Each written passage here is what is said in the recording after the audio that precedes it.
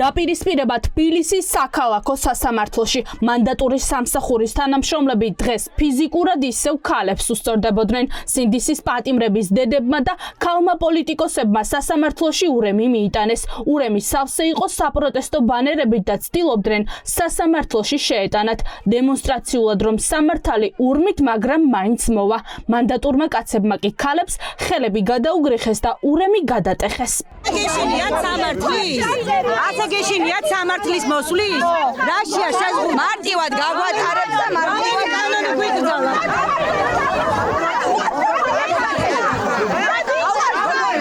გატეხილი ურემი სასამართლოში მაინც შეიტანეს. საპროტესტო შეძახილების პარალელურად სასამართლო აქციის მონაწილეებმა შავ კვამლში გაახვიეს. სინდისის პატიმრების მოსამართლეებს პროცესების წარმართვა დისკომფორტის და შეძახილების ფონზე უწევდათ. პატიმრების დედებმა კლანის მოსამართლეებს კიდევ ერთხელ შეახსენეს, რომ შეკერილ საქმეებს განიხილავენ. ამათი სამართალი არ არსებობს.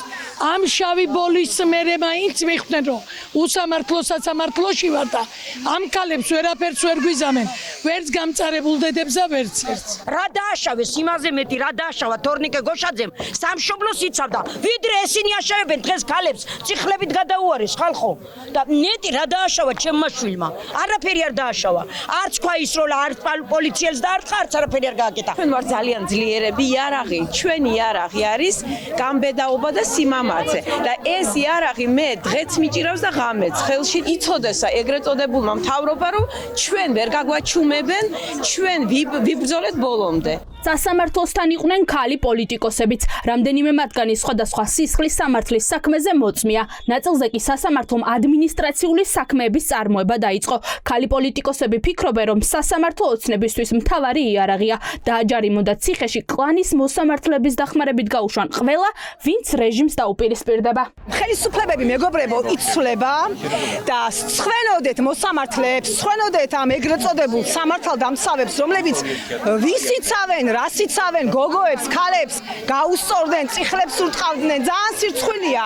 ამიტომაც ჩვენი სათქმელი ვთქვით, ჩვენი გზავნილი მივიდა ამ ყუკედლებში, მე დარწმუნებული ვარ და მოვუწოდებთ ყველა მოსამართლეს იფიქრონ თავიანთ ოჯახებზე, იფიქრონ თავიანთ შვილებზე, თუ საკუთარ თავზე მაინც არ ფიქრობენ და მიიღონ სწორი გადაწყვეტილებები. ნუ დგანან რეჟიმის სამსახურში. ამ შენობის სასამართლო დარბაზებში იღებენ აბსოლუტურად უსამართლო გადაწყვეტილებებს და ამ ყველაფრის სათავეში დგანან პროკურორები, დგანან ეგრეთ წოდებული პოლიციელები, დგანან მოსამართლეები და ცრუმოწმეები, რა თქმა უნდა, ახლა მათ უკვე მანდატურის სამსახურიც მიემატა და თითოეულ მათგანს შევახსენებთ, რომ არავის შერჩენია უსამართლობა და აუცილებლად მოვა სამართლიანობის დრო ძალიან მალე. თითოეულ კორუმპირებულ მოსამართლესთან, კლანის წევრთან, რომლებმაც ეს ახალგაზრდა ბიჭები, უდანაშაულო ადამიანები ჩასვეს ციხეში გაურკვეველი ვადით, გაურკვეველი საფუძვლით.